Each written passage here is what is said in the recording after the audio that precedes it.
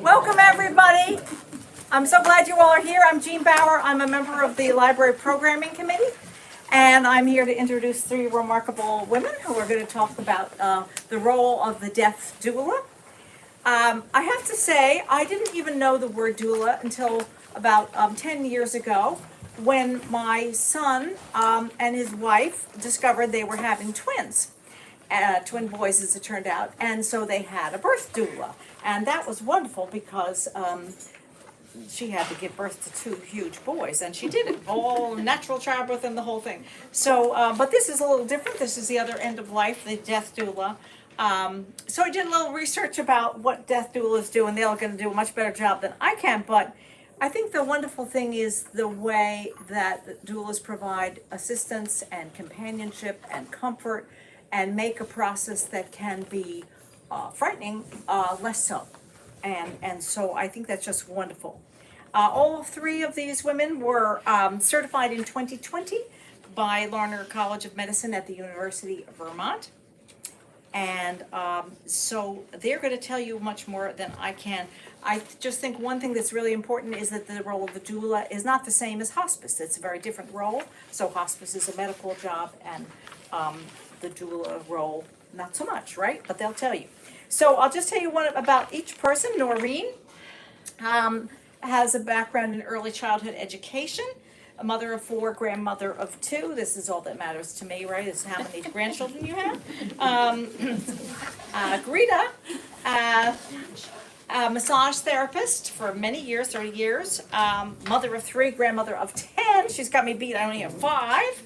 And Lavina worked in special ed for many years and didn't have grandchildren, but had Nubian dairy goats. So that's just as good as far as I think. It's kind of better. Maybe they behave better.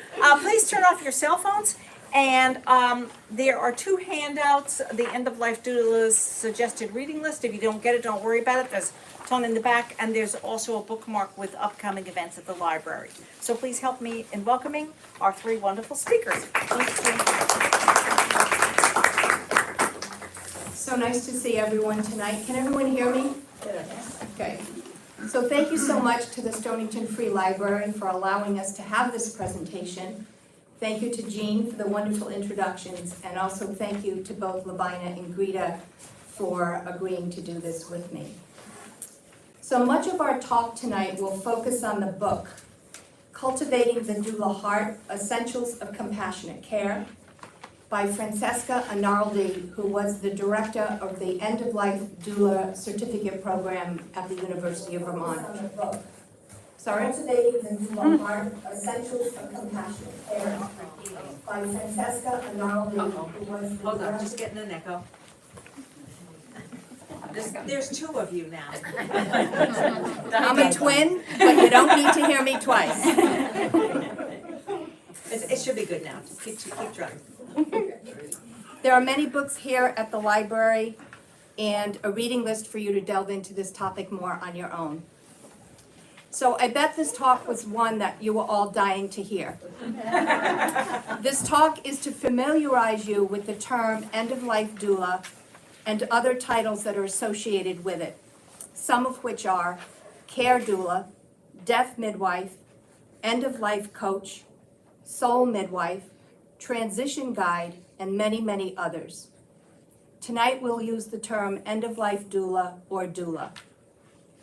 So an end-of-life doula is a non-medical companion who offers emotional and sometimes spiritual support to the dying and their families. A doula operates within the medical team that a client already has, such as a regular doctor, primary care physician, palliative care doctor, registered nurse, certified nurse assistant, social worker, chaplain, all of those. And then the doula is an extra layer of support added to that team. Doulas, again, do not provide medical support. A doula manages a person's dying with respect, dignity, and compassion. Doula is an ancient Greek word that loosely translates to a woman serving women.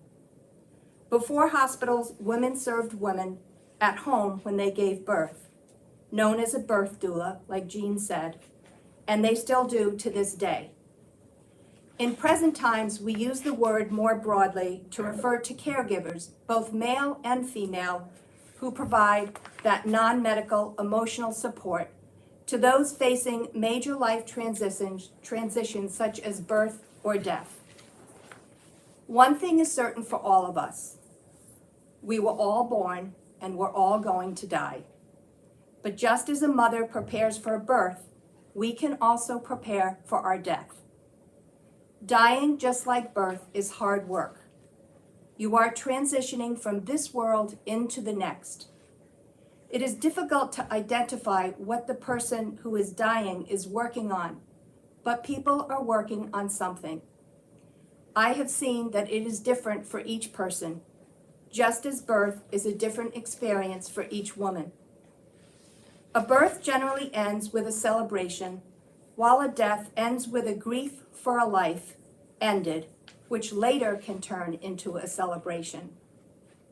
The main task of a doula is to provide the emotional support for the client and their family in all of the tasks that surround the oncoming death of someone in a family. Other tasks that a doula might help with are coordinating a schedule of caregivers, vigil planning, vigil sitting, assisting with a legacy project per the client's wishes, such as putting together a recipe, a cookbook of all their recipes, maybe doing an oral history of the person's life, whatever it is that the person wishes the doula to work on. And there's other possibilities too. As doulas, we align ourselves compassionately with the goals, wishes, and needs of each client. What makes a great doula is dedication to presence, open-mindedness, to be understanding with compassion, to listen intently, and to allay distress, which is what the acronym over on my left shows. This evening, Greta, Lavina, and myself will talk about each of these characteristics in more depth, and then we will leave time for your questions. So let me talk to you about dedication of presence. A doula is a vessel of calm and a well of trust. We practice, and I underscore that word practice, because we're always learning. We're not perfect in what we do. We practice the art of holding space. Doulas create a safe atmosphere in which people can feel their feelings and express themselves. They feel safe to work through issues with authenticity and courage. This holding of space has the soft warmth of an embrace, becoming encouraging rather than stifling. Doulas encourage through a non-judgmental approach. There is room for all expressions: joy, sorrow, tears, laughter, wonderment, worry, and more. And I'll use my dad's death as an example of that. He always wanted to die in Florida. He got to do that. He was in a bedroom off of the lanai that they had, and there was a sliding glass door. And I come from a family of 8, and at the time there were 5 siblings down with my mom the week before my father died. And we were sitting around the table in the lanai, and we started going through all kinds of memories. And there was all of those emotions. There was laughter. There was a little bit of anger when my mom found out what my brother Joe did that he never told her about. And there were all the things that would happen in a lifetime. And my mother looked at me and she said, "Should your father be hearing this?" And I said, "Yes, absolutely he should be hearing this, because this is like his little life review." So it was actually a really wonderful experience. So this space is one of non-duality. Living and dying are not opposites, because we are living right up until the moment we die. Doulas are emotionally and physically present to silently witness, gently validate, and accept the choices of their client. We hold the space and people's information and experiences in confidence. Our client's journey is theirs, not ours. Doulas are focused on cultivating an intentional presence by holding the connections of our client. Sometimes doulas need to breathe and recenter, being aware of our breathing and practicing leaving our own agendas outside our clients' doors. When I talked to another doula, she said to me, the very first time I go to visit a client, I go empty-handed and with an open heart. And she doesn't bring anything else in. She's just there to listen and to see where she is needed. We are fully present to our clients and their needs. It is an honor to be invited into this sacred service. Doulas remain calm and steady in our resolve to support those who need care. We often act as silent companions to each client's journey.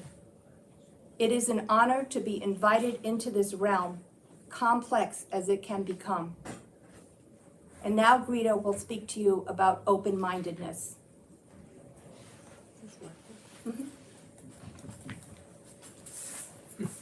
The O is for open-mindedness. Or sometimes as a doula, we refer to it as beginner's mind. And I have a quote from Suzuki which states, in a beginner's mind, there are many possibilities, but in the expert's mind, there are few. So I'll read that one more time. In the beginner's mind, there are many possibilities, but in the expert's mind, there are few. Which is to say, remain open to creative possibilities. Stay curious and have that sense of wonder. A childlike view where you're seeing something for the first time. So we let go of past preconceptions and experiences that could influence and cloud our judgment. We look through fresh eyes and understand each client is a new situation and a new experience. As doulas, we practice with an open mind and an open heart. We practice beginner's mind. As doulas, we recognize there are universal themes in the human experience. But instead of allowing what we share in common to become assumptions or commonplace, we understand this information with a beginner's mind. We are there to help our clients feel validated, understood, and safe in their own unique experience. We provide much needed calm and comfort and honor where they are in the process of their journey. As doulas, we do a lot of training and studying, and we have a lot of hands-on experience, and this type of work helps us to build a strong foundation of knowledge while maintaining an open mind and an open heart. As doulas, we will never be experts on death. We're students of death, and we're students of each individual client, their families, and their friends. Each situation and experience has lessons to offer. Excuse me. And we doulas are always learning and expanding and gaining knowledge. By nature, death is mysterious. The uncertainty of the death experience inspires fear, curiosity, joy, and wonder. As doulas practicing with an open mind and an open heart, we have a choice as to how we respond. So the practice for us is, can we listen as our clients wonder and ponder without feeling the need to explain that which cannot be explained? Can we pose unanswerable questions to encourage clients to explore alternative perceptions and understandings? Can we support what our clients believe without attachment to our own beliefs or our lack of beliefs? Can we set aside our yearning to control and manage and to surrender to the great unknowns? This is part of our work, and like Noreen said, it's a practice. Just like yoga is a practice, meditation is a practice, these skills are a practice. With an open beginner's mind, we meet people where they are in their journey. We hold no expectations of where this should start or end. We are accepting of clients whether they are embracing their approaching death or they are denying it. We know that people need an emotional ally during these times. We are present to hold space for our clients to discover their own potential for growth and awareness at their pace on their unique individual journey. And now Lavina will talk to us about understanding with compassion and listening intently.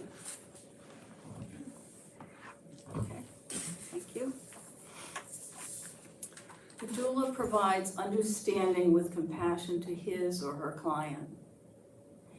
In her book, The Places That Scare You, A Guide to Fearlessness in Difficult Times, Pema Chodron writes, compassion is not a relationship between the healer and the wounded. It is a relationship between equals. In practicing understanding with compassion, a doula starts from the premise that at all times people are whole and intact. Suffering and illness does not diminish a person or make them imperfect. Compassion is not sympathy. When we feel sympathy, we feel sorry for someone. And feeling sympathy really complicates or makes a situation that's already difficult more difficult because we're adding in our own emotions. We've probably all been in that situation where someone very well-meaning tells us that they feel really sorry about what's happened, and that's a good thing, but it's really not helpful because then we're just taking on the burden of their sadness and their emotions. Compassion is not empathy. When we feel empathy for someone, we envision how we would feel if we were in the same situation, or we remember back to a time when we were in a similar situation and how we felt. Empathy is a good thing. I mean, it's kind of being able to place yourself into someone else's heart. But it's not helpful in the situation or the relationship between the client and the doula. Everyone's emotions are very personal, they're fluid, they're unique, and we can't match somebody else's emotions. So when we feel sympathy for someone, we say, I feel bad for you, or I feel sad. Or when we feel empathy for someone, we're saying, well, I know how this feels for you, I know what you're feeling. And that's really not true, because we can't really know how another person is really feeling. Sympathy can kind of shapeshift into pity, which is an enemy of compassion. And sympathy, as I said, you can kind of run the risk of becoming a kind of a burden. With empathy, you run the risk of making an assumption about someone else's journey and making that journey about you. And of course, it's not about you. It's about the person who's on that journey. So compassion is not a feeling. It's a deep awareness of the suffering of another. We see clearly the nature of suffering. We cannot be attached to outcomes, and compassion is not sentimental. When we practice compassion, we say, I honor how this feels for you. Compassion means learning how someone feels by becoming a neutral ally and a witness. As human beings, we know pain and suffering. But what we can't presume to know or assume to know is how another person feels about suffering, or views suffering, or manages their own pain and suffering. As a doula, I trust in my clients' inherent wisdom and strength, and I trust them to do the difficult work and the necessary work of their journey. Acting as a companion on the journey, the doula becomes a loyal ally who does not retreat, turns toward and leans into suffering, encourages thoughtful slowing down by giving time to what is most important, welcomes silence and nurtures contemplation, and welcomes the discomfort found in the liminal space, the space between, or the threshold. A doula knows that each person is entitled to the completeness of his or her journey. So that's understanding with compassion, which leads us into listening intently. Listening intently is the same as active listening, which is a term that most of you, or many of you, are probably familiar with. Just as the doula is active in presence, the doula is also active in listening. The art of listening includes practicing mindfulness. In listening intently, the doula honors the client's word as testimony. The listener, in this case the doula, remains present and attentive, allows for silence, gives time for the client to continue speaking, becomes a mirror reflecting, rewording what the person has said for clarification. The doula asks to hear more. In active listening, or listening intently, the listener doesn't try to begin formulating a response while the person is speaking, because then, of course, you're not listening anymore. You're just thinking about, what is it I need to say to this person? The doula builds rapport through sincere engagement, not through oversharing of our personal lives.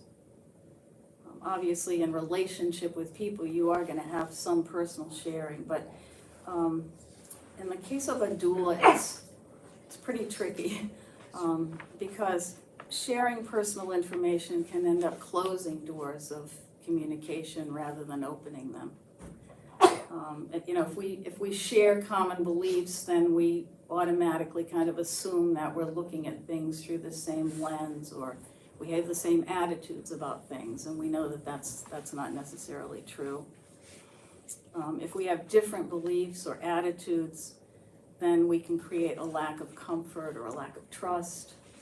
So personal sharing is really not appropriate a lot of the time. In practicing active listening, the doula does not condone, condemn, or quit or turn off. He or she remains impartial, listens without judgment, ensures the client feels heard, validated, supported, and not abandoned, honors all that the client says with calmness and a kind countenance. As the client communicates pain or trauma, anxiety, even secrets, the doula keeps what's called a strong back and a soft front.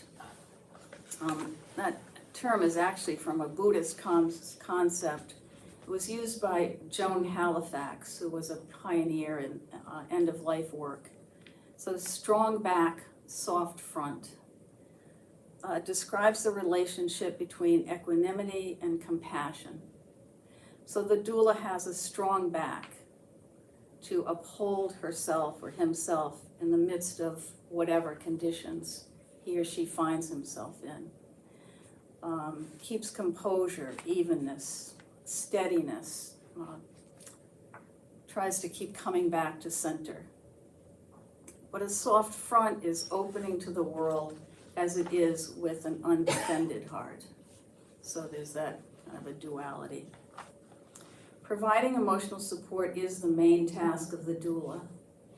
Listening intently and understanding with compassion are two crucial ways in which we can provide emotional support. And now Greta will talk to you about allaying distress.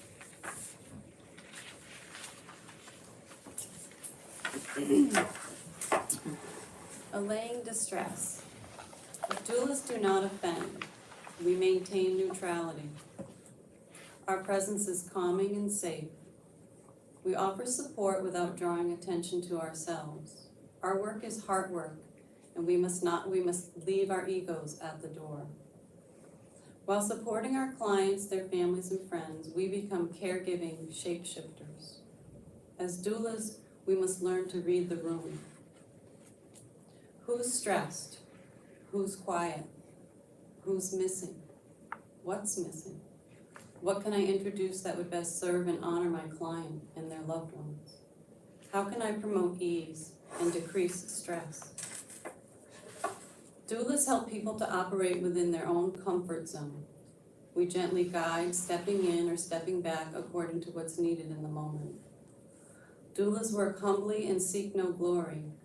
We remain camouflaged and present while quietly empowering others. We want clients to attribute their triumphs and accomplishments to themselves. This helps them to see their victories and feel their pride. We do not promote people becoming dependent on our presence or our care. Clients are never indebted to doulas. Instead, we promote their power and strength and assure them they have all they need in themselves and all they need surrounding them. Doula work is an act of sacred exchange and genuine concern for the well-being of others. When we enter into a client's space, we set the intention for their greatest good. In our doula heart, we wish for the client to maintain holistic health as per their definition of holistic health. Our goals include reinforcing self-advocacy and lessening the chances that clients will be traumatized or re-traumatized by their experience. Doulas radiate what each client seeks. When there is stress, we radiate calm. When there is anger, we are kind. When there is loneliness, we become emotional allies.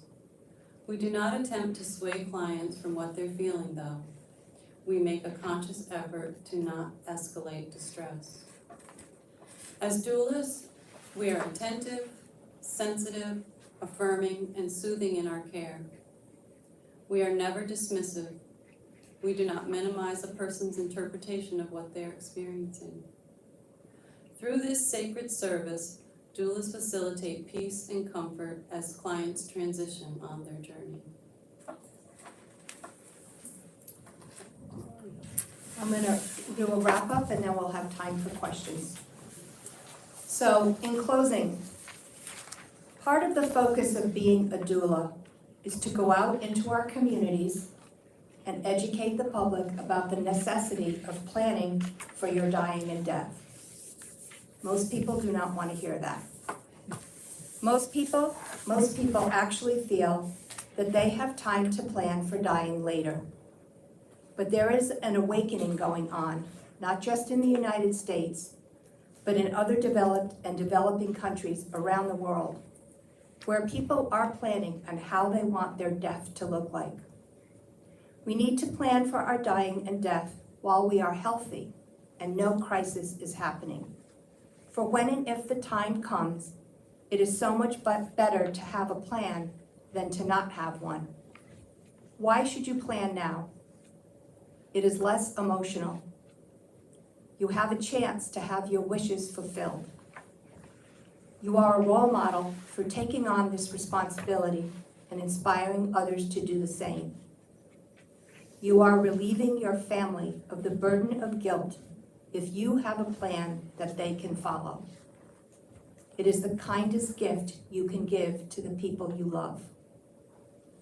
More and more people are questioning accepting every treatment offered to them when they are ill. Hospice services are becoming more understood and accepted, and people are choosing palliative care to improve the quality of their lives when they are ill. The baby boomers are dying, and they want choices. There is a growing trend in the United States of people wanting to regain control of caring for their own dying, and it's happening around the world.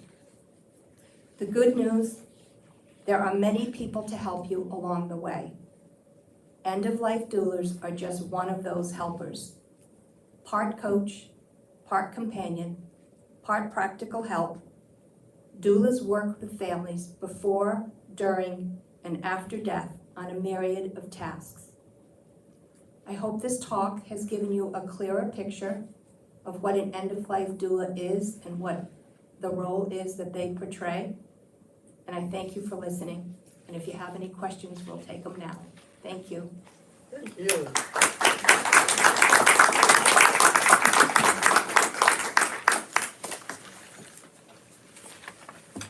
Questions? Yes. How long is the certification process or schooling or whatever? course? Ours was, Could you just repeat the question? Oh, sure. Thank you. so she wanted to know how long the certification process was. I believe ours was 14 weeks. And we met once a week through Zoom. I think UVM probably certifies about 200 people. They do 2 sessions, and you break into modules of 25, and then you have a team leader or team consultant, and they are there with you the whole time. You have a lot of group chats so that you're given assignments, and then you have to give your perspective. So you're actually learning from the 24 others that are in your pod. And what I found interesting was they came from all over the country. They were just, it was amazing, and all walks of life. It was just people that truly felt the call to help other people in this work.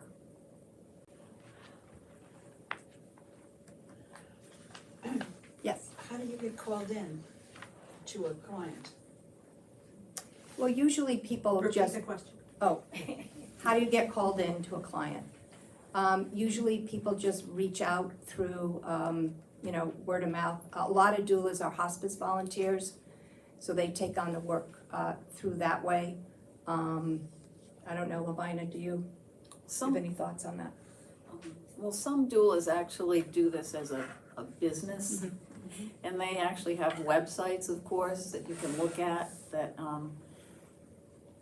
give you a little bit more information about what their focus is, what they're comfortable working, how they like to work, because it's obviously it's very different depending on what people's real skills are, what their interests are, but websites, actual advertising. Some people get into being a doula to care for their loved ones and their families and friends when they're going to be dying. They don't necessarily do it for a business. They do it for self-knowledge and to be able to help loved ones along the way. So how does that break down, do you think, as far as percentages? The people who do it out of love, and then the people who are trying to do a business, and can you do both? You could probably do both. I don't know the answer to that. I don't know what the percentages are. I know that the 3 of us took it and then the pandemic hit. Wow. So I've only done my own family right now. And personally for me, I wouldn't do it as a business. Sometimes the question comes up, well, do you get paid for this? You can get paid for this. It is a service. I know a lot of doulas that do it for free, or you also look at the client's situation and you kind of go off of that. But there are doulas that is their, some of them are chaplains. I've learned, I take these, it's called Kindred Community Talks through UVM, so you get to meet other doulas. And there's this one doula up in Massachusetts, and she does it as a business, but she's also a chaplain. She makes shrouds for people so that, they don't want to go into a casket, so they're covered in a shroud, and that's a big thing now. I don't want to get too into the nitty-gritty, but some people are choosing green burials and human composting, and it's not all about, what happened was death happened at home years ago, and people and their families took care of their family members, and those traditions were passed down. Like, you learned when someone died, you learned how to care for them. And then as we got more into hospitals and funeral homes, we kind of gave death away as a big business. And people now, the baby boomers, they want to take it back in some way. Whatever choice you make, that's perfectly good for you. It's just that there is a change coming in the way that people look at the way that they're dying. It didn't really answer your question, but I gave you added information. But it's not a licensed activity where there is a professional organization or referrals or standard costs or anything like that. It's just whatever you want to do. You mean, and being a doula, there is a national alliance of, There's not a license. There is a national alliance of doulas, and I'd have to look up the website, but I could look it up for you. Or if you just Google National Alliance of End-of-Life Doulas. And so if you are doing it as a business, you definitely should be in that National Alliance because it pulls all the information together so that you're getting good information. And like anything else, like you'd research a doctor, you'd want to research what kind of a doula you're going to use in your family. You wouldn't just say, oh, she's a doula, we'll pick her or him, right? Well, it seems like it's still an uncommon enough Yeah. option that, you know, most people wouldn't know where to start to get one that they felt was qualified or. Right, yeah, that's honest. one of the reasons why we're having this talk tonight, is to just educate so that you can go out and research it more on your own and make sure, you know, I can tell you, and there are programs that probably aren't as rigid and challenging as University of Vermont, but I can tell you they put on a really good program. Because I had researched some you can go away for a weekend, like a 4-day weekend, and at the end of the weekend, you're a doula. You know, this appealed to me more because it was more long-term, and we had to do assignments. We had to do, come up with a whole resource list of things that are available, because people will ask questions. You know, so I feel a little bit more prepared than maybe someone who did just a long weekend. In the back. How far out from death would you typically begin working with the client? So, well, first of all, Carla came up with the, it's called the NEDA. So NEDA, I think it's the National, I don't know what the E stands for, DoulaAlliance.org. So I'll leave that here if you want to look at it. It depends on the family. So Michaela said, how far out would you hire or have a doula come into your family? That depends. I mean, doulas, I think, can be with families for a year, maybe 6 months. Some come in just the last 2 weeks. It's kind of what the family wants or the client wants at that time. Do you have anything to add to that? No, I feel like I'm dueling now. Yep. You know, I have clients, because I do in-home care, and Mm-hmm. I have clients that, you know, are 95 and not doing well, that I've been with for a few years, and I will be with them through the whole process. So, but like Noreen said, it could be years, it could be months, it could be my dad's passing away in the next few hours, can you come in? You know, there's no set time. Are you finding that you're basically coaching along the families as well? Because you're sort of the ideal family member hired, or not hired, showing the daughter or the son or the sister or the brother how to handle it and how to hold space for their dying loved ones. Are you finding that you're teaching the family members of your clients how to listen to your clients? Yes, yes. So, you know, did you all hear the question? How do you feel like you're helping the family members learn about the process of dying or transitioning? And the answer is yes, you definitely are. You're there for the client, but you're also there for the family.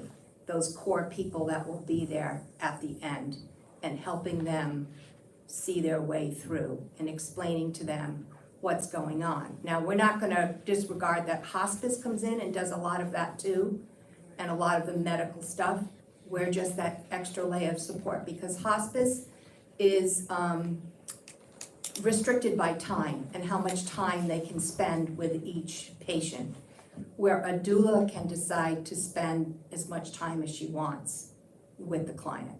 And that right there is a comfort for people, to know that someone can be there, especially through their fear or what is to them the unknown.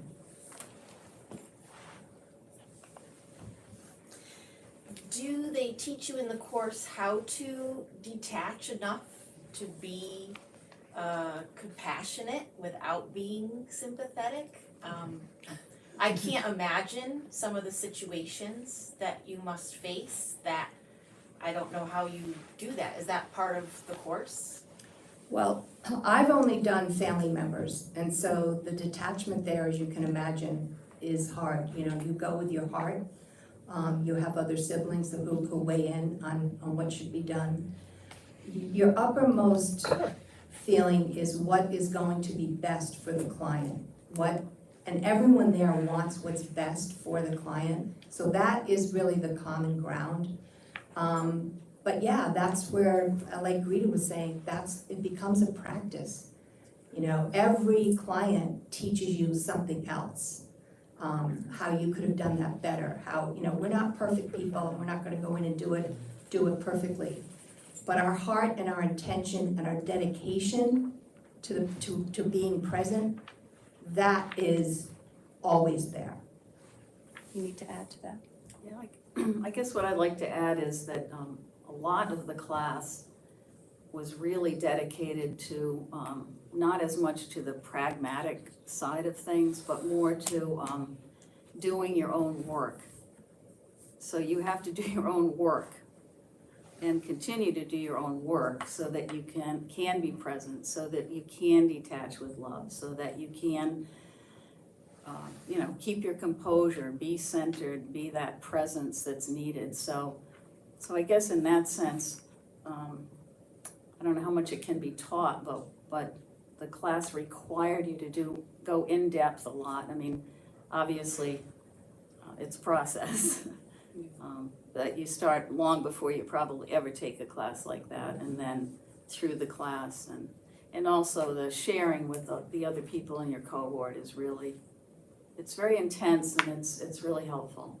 It gives you a lot of different perspectives on that. So I would say it's not really a learned behavior.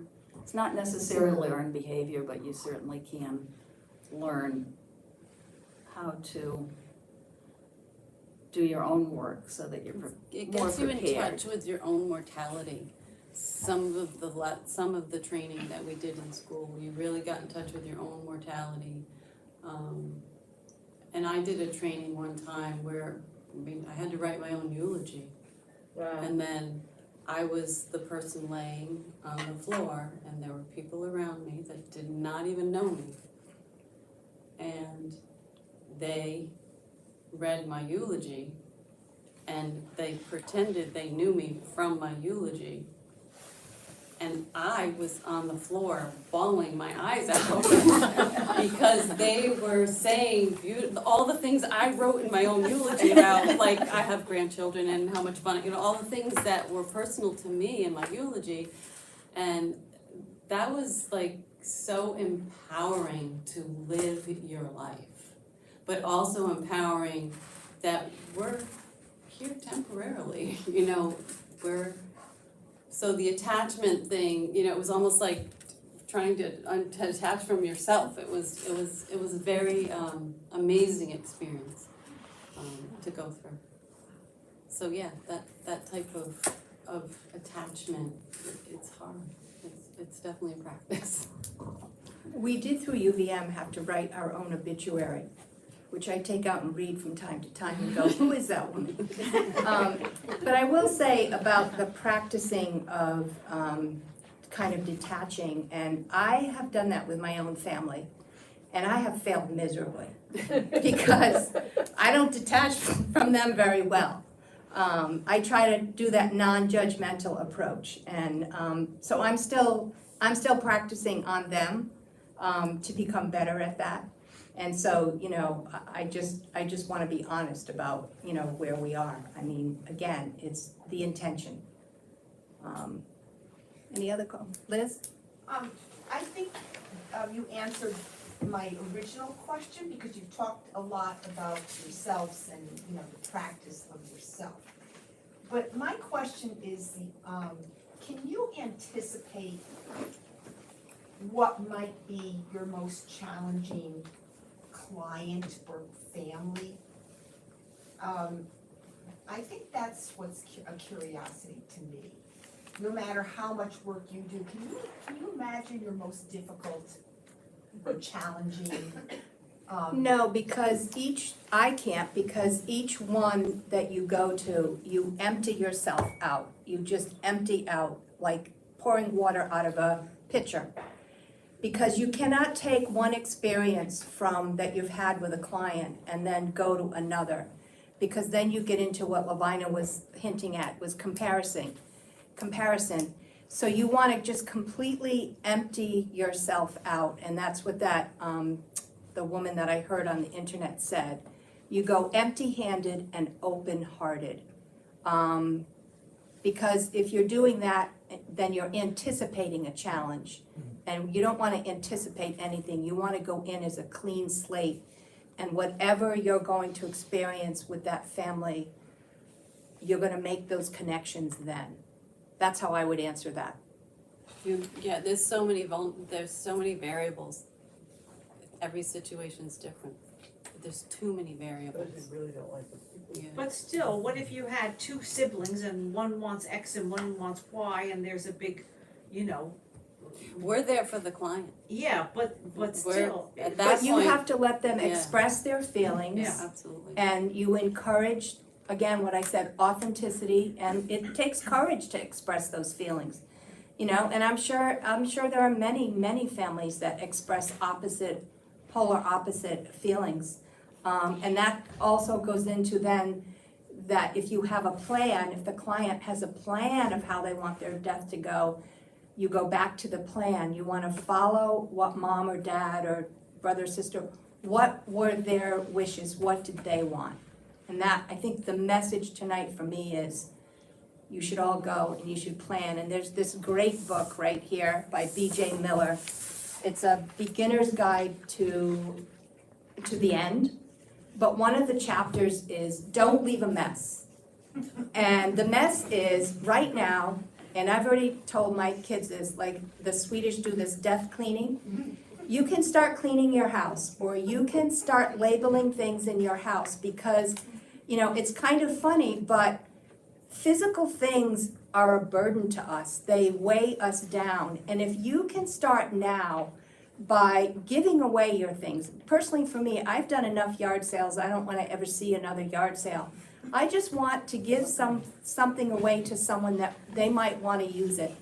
And so that don't leave a mess goes with your physical stuff, but it also goes with your personal relationships. If there is someone that you have an issue with, or if there is some angst you have with someone, the time to fix it is now when you're healthy. And there's been studies on this, that when you get ill and when you go into the dying process, you will have an easier death because you're not holding on to all of that emotional baggage and stuff. So it's like you want to make and repair those bridges now while you can, because eventually, we all have to go that route. I'd like to tell you that it's different and we'll all live forever, but it's just not gonna happen. You guys have been a great audience. Thank you so much.